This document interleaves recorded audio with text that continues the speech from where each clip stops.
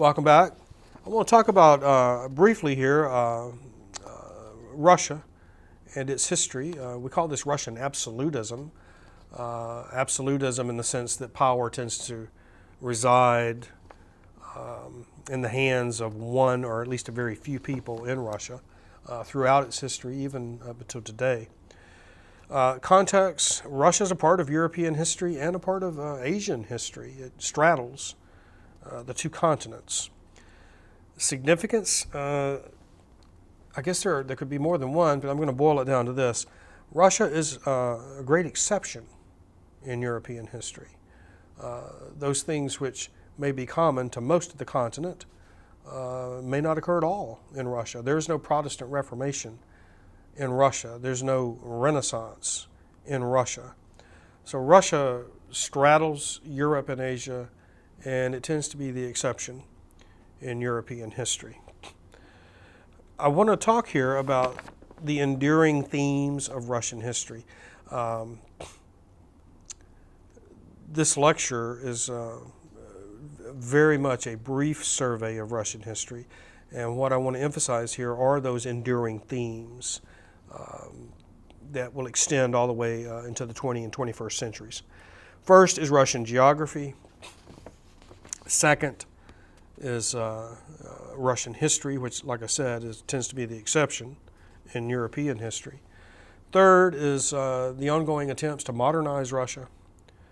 And then fourth is the ongoing conflict between the Russian elite and the Russian peasants. So let's start with Russian geography. First of all, you can look at the map and see that Russia is a country of northern latitudes.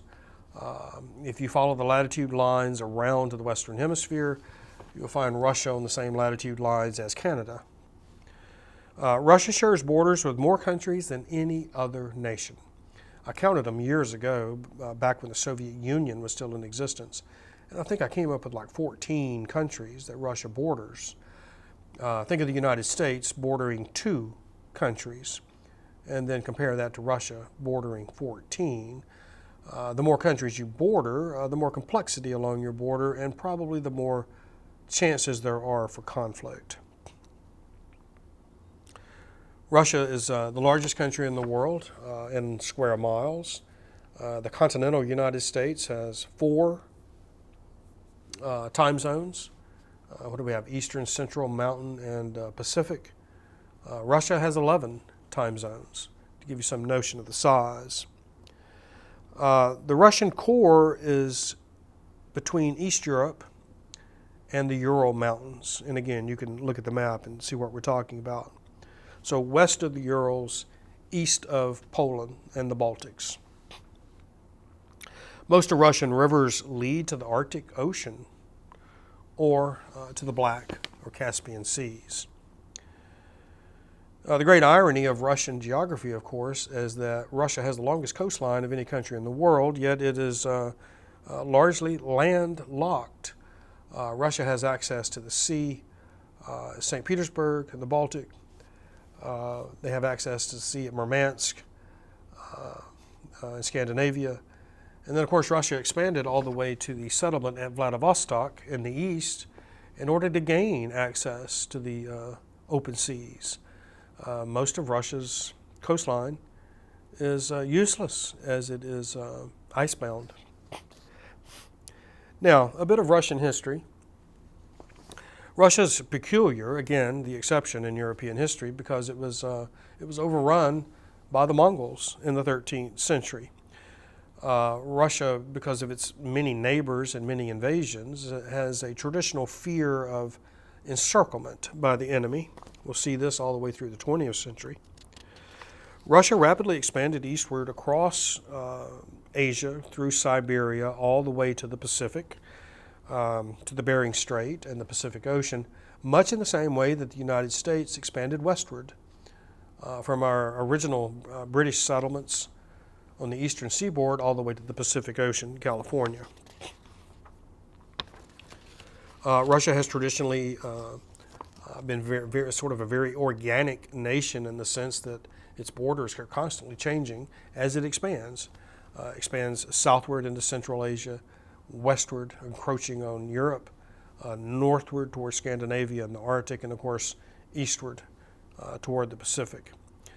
Some of the prominent figures in Russian history include Ivan the Great. Ivan the Great throws off the Mongol occupation in 1480. He takes on the title of Tsar.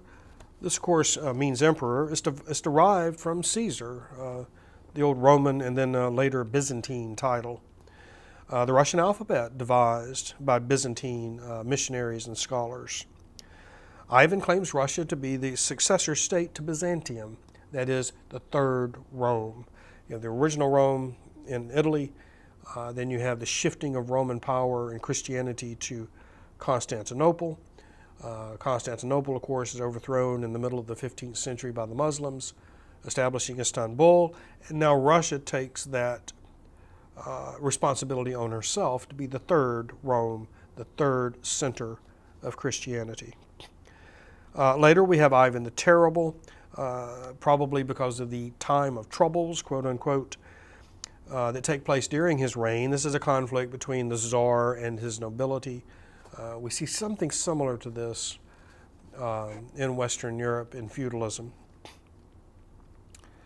The Romanov family takes power in Russia in 1610.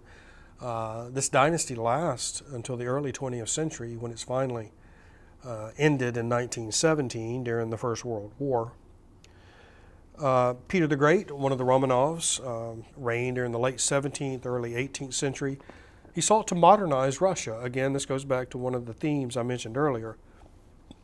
Peter the Great traveled incognito to Europe to look at European industry, European naval yards, and shipping. He wanted to learn from the Europeans and then take these lessons back to Russia to help modernize his country. He was not interested in democratic institutions, only in industrial and military institutions. In his attempt to modernize Russia, Peter imposed a beard tax. The average Russian farmer grows a long beard. Peter believed this made the Russians look backward and ignorant, so he taxed the Russian farmers' beards. If they wanted to wear a beard, they had to pay for it. He tries to modernize the Russian bureaucracy by establishing the table of ranks, bringing some order to this ever-expanding Russian government. Peter, of course, conquers the Baltic states, Estonia, Latvia, Lithuania, and he establishes St. Petersburg there on the Baltic. At the end of the 18th century, we have Catherine the Great, another Romanov. Catherine regarded herself as an enlightened despot, an enlightened ruler, an absolute ruler, but a benevolent one. She corresponded with Voltaire.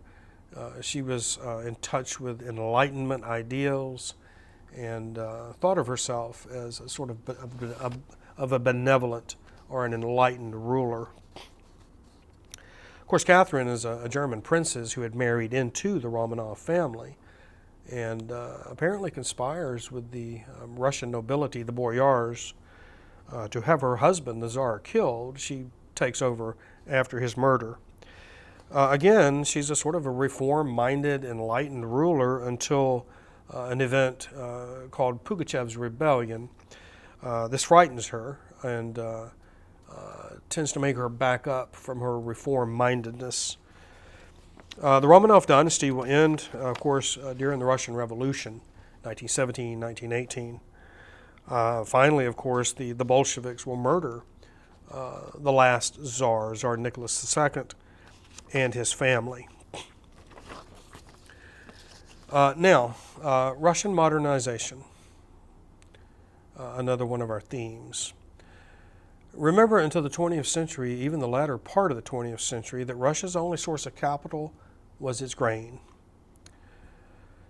Remember also that Russian strategy for mobilization rested on the regime's ability, and this goes all the way back to Peter the Great and all the way forward to the Soviet Union. It rested upon the government's ability to take the grain from the peasants, use this grain to trade with Europe and other countries, to bring in factories and managers and industry and chemists and so on and so forth, to bring in the experts from America and Western Europe to help modernize the country.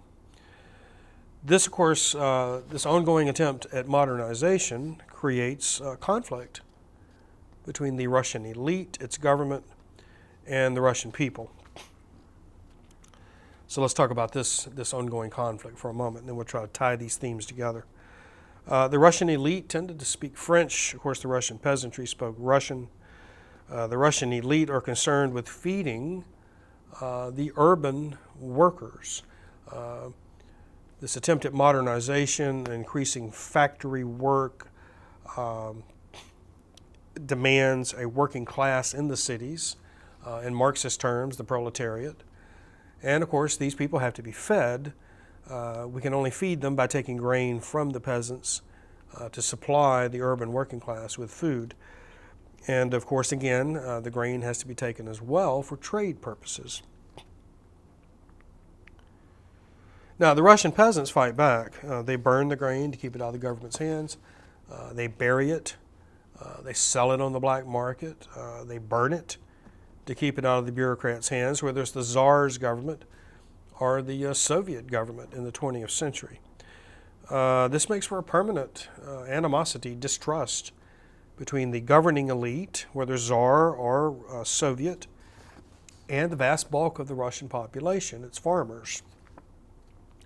So this problem was, to some extent, and here we're outside the parameters of our course, but it won't hurt us for a moment. In the 20th century, this problem was solved, at least somewhat, by Stalin. Stalin forcibly took the grain from the peasants. You can Google this on your computer.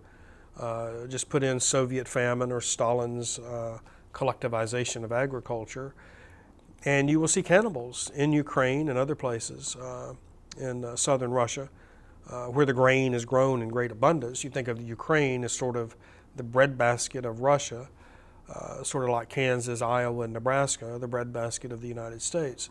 And you can see pictures today of cannibalism in the 1920s and 1930s in Russia as Stalin sends in the Russian bureaucrats to take the grain forcibly from the peasants in order to rapidly modernize the country. Stalin believed that Russia was encircled by enemies, the Nazis on the west, the Japanese in the east, and he sought to modernize the country as quickly as possible in order to defend Russia and the Soviet Union. And I think most historians would agree that he was successful in this. The price was very high to pay in millions of lives lost in famine. But nevertheless, Stalin may have finally solved that problem that had long existed about how to modernize the country, and then, of course, how to force the peasants to give up the grain so that the country could be brought into the 20th century. Of course, today we see Russia with vast stores of energy reserves in natural gas and oil, so grain is no longer the only source of capital in Russia. But nevertheless, we're outside the parameters of our course here.